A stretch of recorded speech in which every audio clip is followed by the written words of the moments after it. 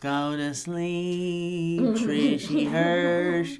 Go to sleep, Trishy Hirschberger. Just sleepy. You didn't go to bed. It's a weird lullaby. Hey guys, welcome to another exciting episode of Table Talk. On this show, you know what we do if you've seen it before. We just take your topics on Twitter using the hashtag Table Talk, or we go to Reddit and sometimes Facebook, which I don't think we've done yet. I'm Steve Zaragoza. I'm Meg Turner. I'm Trish Hirschberger. Welcome back, guys. This is not really a welcome back, is it? Welcome back to Yeah, today is what it is. Welcome back to right now. Welcome back to right now.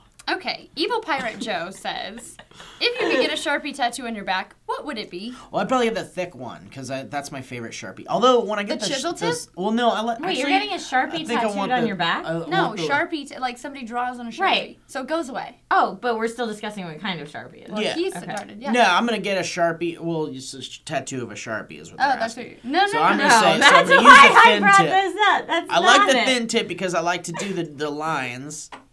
But you know Brian Lee O'Malley, who did Scott Pilgrim, Yes, I used know a him Sharpie well. in the comics. His comics. I dated a guy for a while in college who was an artist, and I was fascinated by this because I'm not artistically inclined at all. So I would have... Okay, Mrs. Pillow Maker. You make Yeah, some nice not pillows. artistically Thank you. inclined That's at not, all. The thing is, like, pillow making is not even sort of, like, you just print I out a can't piece make of a fucking paper. pillow. You can. It's easy. Really? Teach me. Wait, be mystified. It's very hard. Teach me your ways. Comfort zone with Meg Turney Yeah. teaching us to so make pillows. easy. But no, we would take out like his Prisma markers, so like Prisma nice like markers, and he would just draw on my back for hours, and I'd have like this whole back design. I love having like big wings, so I'd probably do something big and really ornate. Oh. That's cool. Was that a sexual experience? No, I really like it's very relaxing to have somebody like draw on your back. I bet. Like It's literally probably onto nice. your nude back? Yeah, It's probably but it nice. wasn't no sexy times, just like I probably fell asleep. In high school, I ate Lunchables and watched cartoons. I did not draw on a girl's naked back. I was in college. She was not in high school. In college, I did not go. Yep, that's right. I was at home You could have been drawn on eating naked girl, Lunchables. but- True. I would get a tattoo of the same tattoo that I'm actually thinking about getting in real life. If at any point I do get a tattoo, it would be the Deathly Hallows symbol right back here. Boo! That's like Oh, a so now we're just 4 talking about second- tattoos. Yeah, it's like somebody's taking a Sharpie and it's gonna go away eventually. Yeah, It's you're just not actually. drawing. This is why I asked mean- the question. You're not actually getting a Sharpie tattooed on your back. You're having someone draw in Sharpie. No, I know. It was Yeah. a joke when Yeah. I said that. But I Okay. mean, because I would get a Sharpie tattooed on my back, because Sharpies are cool. They Why are not, cool. bro? I boo your Deathly Hallows because that's like that person is like, okay, now I'm done. You gotta get something Yeah. crazy. Well, I mean, what's the big deal? Like, it's just someone drawing on you, Yeah, right? and it'll go away. Yeah, it'll go away. It's not permanent. Before we started this, Trisha's convinced that Sharpies are permanent and they She's never, not ever, sure. ever go away. She's not sure. Well- Have you never been drawn on by a Yeah, Sharpie? no, you've gotten it on your hands. I have before. gotten it on me. It takes a damn long time to come off. Yeah, it does come off. You It do have takes to a little. shower. It's Yeah. a thing Well, you no, do. I mean I get that, but I feel like Sharpie lasts just as long as henna. No, not even. Henna's like weeks. Sharpie is like 2 to 3 And days. see, I've had here. I guess here's my problem: is I've had henna tattoos, and I'm okay with knowing that they're going to be like a month to 2 months because that's what I go in for. When I get a Sharpie and I want it to be washed off immediately and it lasts another week, I'm pissed. Just a little spit shine. Yeah, just a little Scrub it. scrubby. Yeah, you just I scrub know. it and it's A gone. little scrubs in. You could draw a dick on my back or whatever you want. No, that's what it's my greatest fear that I'm going to fall asleep and someone's going to draw something Why? obscene on You're my face not and it's going to 12. be there Just for wipe, a but week. just wipe You're it not off, baby. 12. Also, they have like industrial, they're like sandy, like exfoliators that get Sharpie off really well. But once I had a boyfriend, we were at the beach, and I drew a dick on his back in suntan lotion. So he had a suntan Did it work? dick. It totally did. Yeah, if you Nice get work, baby. those SPF 20 chapsticks, you can draw all over your friends with those. That's I cool. did that. I remember doing that when I was super young. It was like junior high, and I thought I was so cool because someone wrote the word rad on my back. Red? With the SPF. Somebody wrote chapstick. bitchin', Back class in of 87. 1982. Yeah, and so I tanned all around it. So all summer I had rad on my back. I thought it was very cool. Tubular. Someone wrote excellent on my back. I was the coolest kid in school. That was also still the point in my life when I was juggling and playing original NES by myself in my Okay. spare time. So I was allowed to think it was cool. I had no one to mock me. Okay. All right. Passerby 1908 from Reddit says, which has had more influence on humanity, science or religion? Science has knowledge and technology, while religions have shaped morality and governments. More influence on humanity. I think Well, that's the key. influence. I would say religion because Yeah. and I wouldn't say it's a good influence. I Yeah. would say religion in not a great way. I was just actually watching Ken Burns' The West, which I love Ken Burns so much, and God and Gold. That's why the Spaniards came up. I like the idea of the concept of religion being a way to, if we're talking about it in a religion is a human created thing. I Yeah. like the idea of it being a way to create morals and control and allow people to have something to hold on to and allow them to be good people and like to try to be good people, because I feel like there's a lot of people who are born and aren't inherently a good person, you know. Sure. And I think that with religion it really does kind of shape people into good people if they're not inherently good. And I like that. I think that both affect each other a lot more than people think they do. Religion Yeah. shapes science, and science shapes religion, and they feed off of each other. And there's certain points in history when one severely outweighs the other as far as influence, and then the other one will get back up and be more influential. Yeah. But I think they're both kind of climbing the same ladder. Well, yeah, because it's like on one side you ask why, and then science asks why, and then finds out why, and then science gives facts that religion takes and reinterprets and comes up with a new thing, and then science will get. Again, asking why, coming up with hypotheses, get some more facts that can either support what religion was saying or challenge them to rethink things. I think it builds on each other. I just have to disagree with that. I think that there's never been a time, I would say never, but I can not really think of a time that science overtook religion. I think that religion has always been super influential, and we haven't really had hard sciences for super long. Yeah. You know what I mean? Like, we've had religion so much longer. But I think that I don't really think that there's times where science, I mean, there are sure minor changes, but it's not like someone's taking the Bible and going, well, we all know that this is just never going to happen scientifically, so let's pretend these things didn't happen. They're still there, and people who are religious still believe that they happen, even though science has proven. Also, wasn't there a time where science was considered like against religion? People were heretics. People used to pit them against each other, and people still do pit them against each other all the time. I think that they work together, really. But that's just me. But I mean, everyone has their own opinion. Some people think that religion and science are complete opposites. Yeah, but I think if we're talking straight up influence, just the definition of influence, I agree with Meg. I think is religion completely. Religion for sure. I don't know. I would say now is the time that science outweighs religion. I mean, I would say here, Influence. yes, and other parts of the world, not even close. Yeah. So yeah, I think that I don't know. I hope it does. I mean, who was somebody talking who's not about? religious, I do hope it does. Yeah, because I think Elliot was saying, or someone was saying that God ignores Los Angeles. Like there's no. It's that, not like, just Los Angeles. Just hops over Los Angeles. I mean, it's been a trend in a lot of places, especially major cities, for the people to kind of think, let's push religion or what I've been taught in that realm aside and focus on science and facts. Yeah. And, I think that's very prevalent now. But I do think that the two complement each other, and I don't think anything's really benefited from ignoring one side completely or the other. My friend has an amazing quote that I almost don't want to use, but it should go on a T-shirt, and it says, "God hates facts." That's horrible. That's not an amazing quote at all. I like it. That's an oversimplification of things that many people find important. But I just think it's a funny shirt. I like stepping away from that because I feel like it's gonna get heated. Yeah. I like creation stories. Those are my favorite because they're so ridiculous and far-fetched and amazing. Actually, when I was watching The West last night, again, love me some Ken Burns, they were talking about this one rock and how it was formed, and the Indians believed that two girls were running away from like a bear. I think it was a bear. And then the tree was like, hey, little girls, climb up into me and I'll take you into the sky. Yeah. And so the girls climbed up into the tree, and then the tree took them into the sky, and now they have this big rock that like goes way up, and that's how they think the rock got there, and that's awesome. That's cool. love it. Yeah, why do we hate that? Yeah, we drugs don't are hate awesome. that. But please don't believe that that's a real thing. Well, Yeah. in some ways it is a real thing. What did you learn from that story? I learned that people have fantastic creation stories, and the rock was formed by wind and water. And some people have great imaginations. Yes. Well, but that's great. Great imaginations are what teach us things. Yeah, it's true. Did you learn something from that? Is there I mean, a lesson to be taken I don't from know that story? that specific mythology. I didn't watch that thing that you no, watched. That's literally the whole story. What is it? But I'm What saying is it something from? like the story of Icarus, fly too close to the sun. If you don't factually think that happened, you can still use that story Yeah. to Sure. teach Yeah, something. that's- and and that's that's- not bad. That's what those Yeah. stories Nobody's are saying before. that's bad. Yeah, and that's the thing. Like I look at like Mother Goose stories, and I look Which at are those also kind of things. important. Yeah, and I feel like there's morals and all those things, and I think that's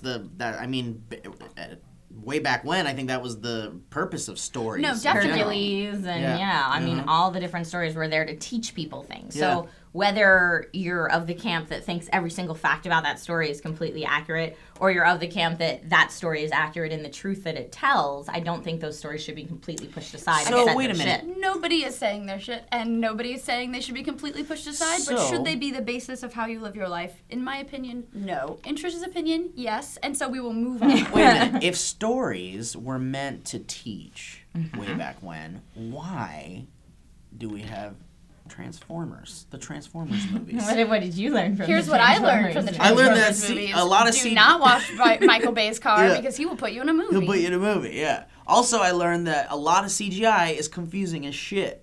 Especially when it's right in your face and there's robots fighting. I don't know what's happening. Do you watch it with motion flow on? I watch my it with...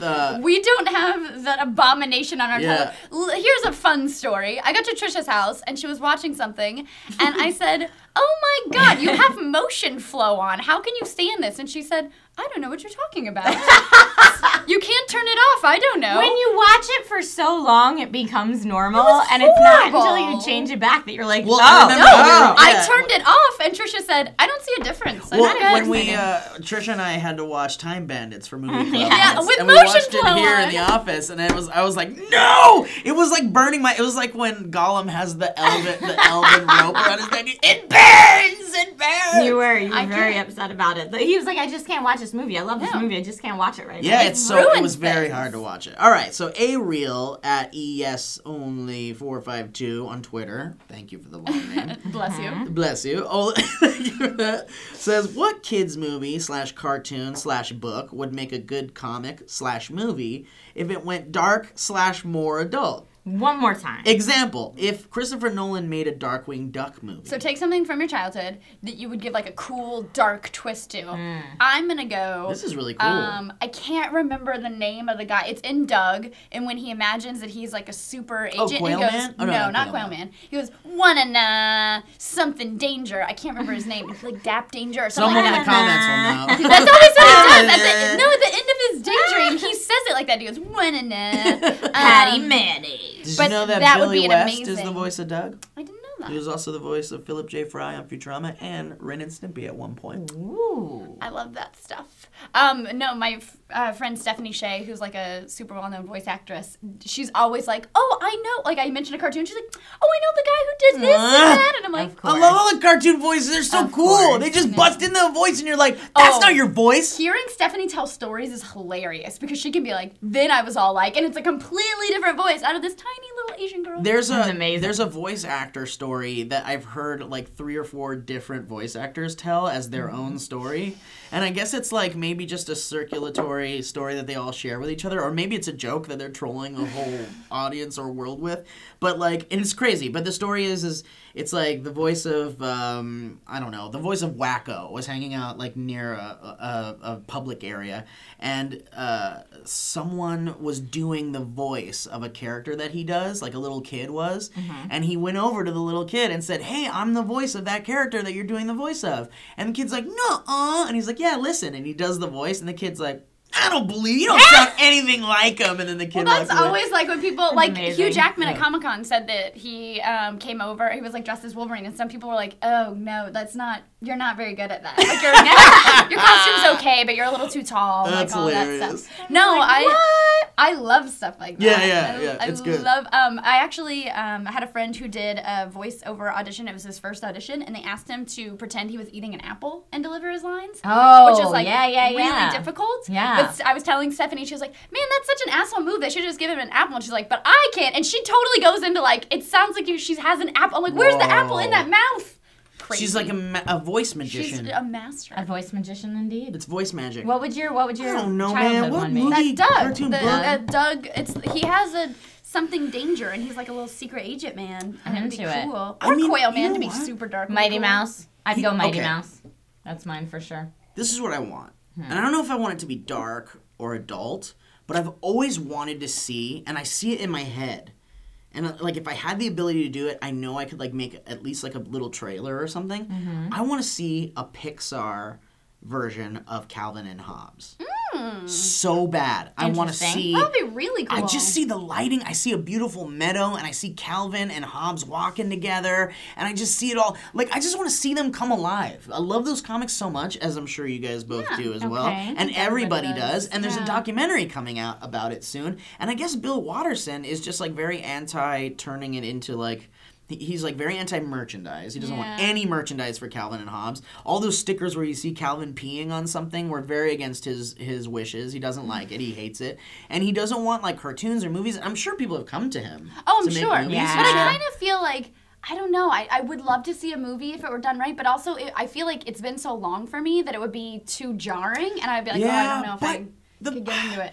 The problem is like it's. I feel like the relevancy of Calvin and Hobbes is sadly fading slightly, and I think it's I only. agree. And it's sad because, and I want it to be a huge thing. Like, there's another thing. There's a comic book artist named Jeff Smith who makes a series called Bone. Have you guys seen Bone? Yes. Yes. I'm sure you've seen it. He's that little guy with the big nose, and it's like, and Bone is amazing. It's a great comic series, a great adventure, very epic, fantasy, all that cool shit. And they were going to make a movie out of it. Nickelodeon was going to do it. That'd be And great. then all this shit happened, and now it's not going to happen. And now I think Bone is also fading into obscurity as well. And there's all these great stories that are just kind of tucked away. And right now, Hollywood loves bringing these No, stories it's true. and ideas into the limelight. And it's just Calvin and Hobbes is perfect, Bone is perfect. I don't know what's going on. It's hard. I was talking to Dan, who's doing Paramount's doing his comic book as a movie this year, and he was saying it's really hard for new IPs. Like, they really want to do sequels because they're like, look, we already know we can make X number Yeah. of money or X number of dollars, blah, blah, blah, blah, blah. So it's really hard for a new IP Yeah. for like people to want to take a chance even when they're Well, stellar. yeah. And it's just interesting that they say in the downfall of the economy, like movies are the one thing that doesn't suffer because people want to escape, and so they keep paying Right, to go to right. movies. Like, that's the industry that still makes money. But from a production standpoint, it completely compromises. Well, now you're quality. just going to upset me because Pacific Rim is, like, it for all intents and purposes, a new IP. I mean, even though, like, the Mech Warrior thing and the Evangelion and all that stuff, it borrows very heavily from a lot of Japanese anime and all this stuff, but it is a new IP. It's not a franchise that exists. It's not a It was book great. that exists. It's not a comic book that exists. It's a new thing, and it bombed at the box office. And it just proves to And it was Hollywood. so good. That's the thing. The studios look at that. I mean, Yeah. and studios only see numbers. That's Right. the True. problem. No, They that's see the numbers, problem. and when they see a new IP fail, they dig right back into the old pot of remakes and fucking things that exist already, and they keep making that shit. And the reason why is because people don't want to take a chance and actually go and pay money to see a new thing. It Unless hurts. it's got some big star in it, which again Yeah. is production companies looking at what they have to spend. Yeah. I have to spend so much for this star. Nope. Yeah, and that's why. What's her name? The one who might have herpes, who's in like, what's her name? The one that's in the Fantastic Four, and she's like Jessica Alba. Jessica Alba. Why does Jessica that's- Alba have herpes? That's why they can't. lot of people in a lot of Hollywood people have in Hollywood have herpes. Wake up. You baby. said that, and I was like 4 people came Popped to in your mind, and head? I was like, Yeah. not gonna say them.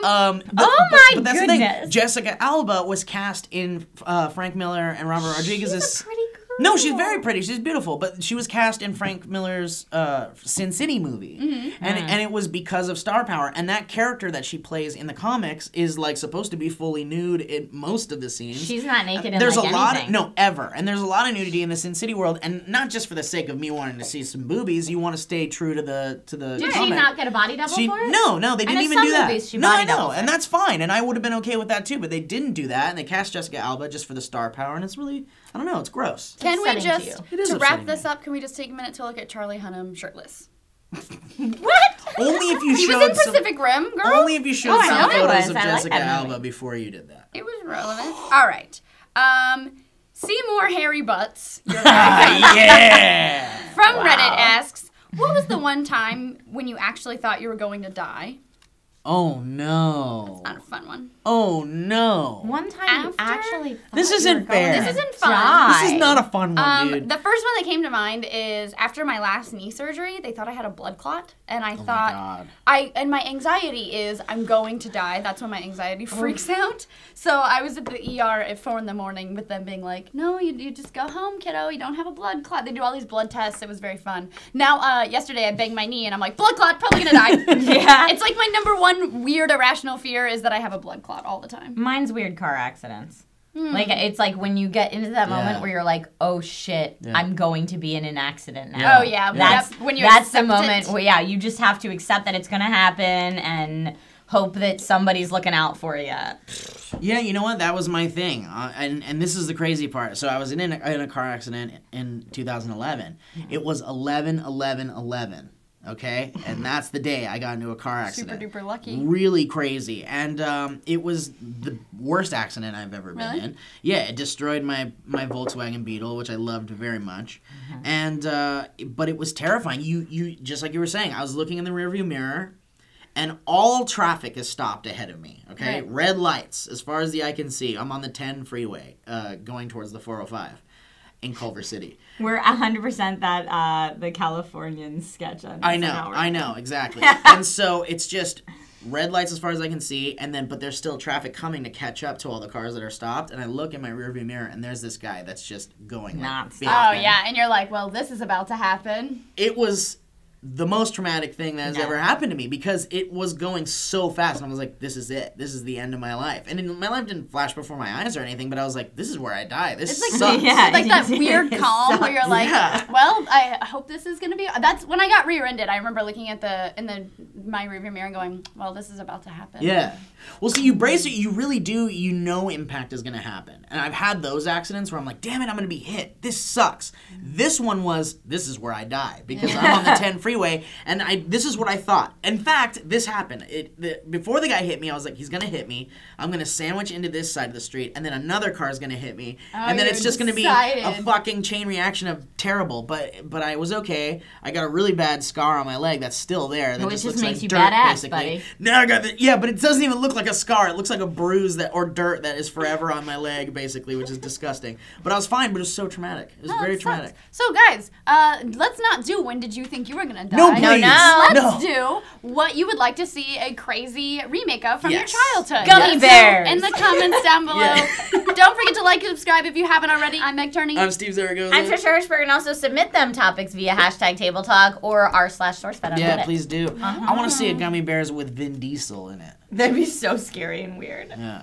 And I'm into it. And they're just drinking gummy berry juice and they're getting high and shit. And there's like the people making evil gummy berry juice and it's like fucking narcotics and there's like rape and drugs No. and murder No. in the gummy berry world. No, the gummy bear. I just made an okay face at rape and murder. Okay.